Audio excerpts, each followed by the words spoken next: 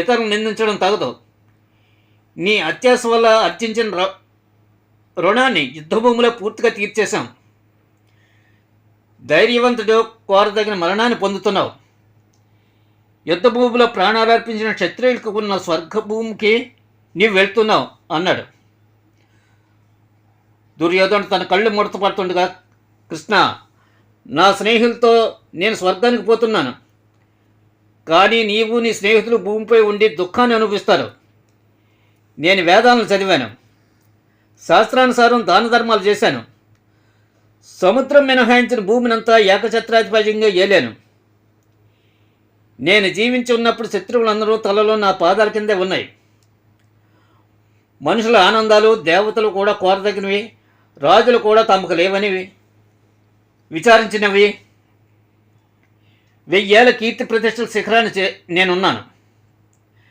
క్షత్రియ వీరులు వీడైతే ఏదైతే కీర్తి కిరీటమని ఇచ్చుతారో అలాంటి యుద్ధభూమిలో మరణం పొందుతున్నాను.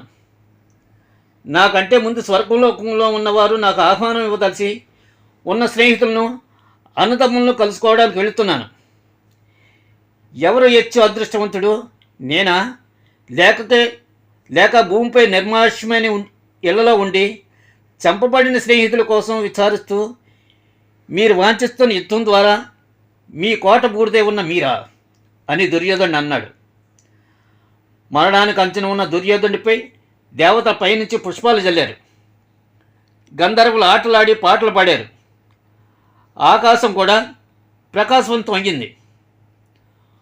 వాసుదేవుడు పాండవులు చిన్నపోయారు. దుర్యోధనుడు అన్న మాటలో యథార్థం ఉంది. మీరు ధర్మయుద్ధం చేస్తే వారిని జయించి ఉండకపోదురు. ఈ దుర్మార్గుడు యుద్ధంలో అజేయుడు అన్నాడు శ్రీకృష్ణుడు.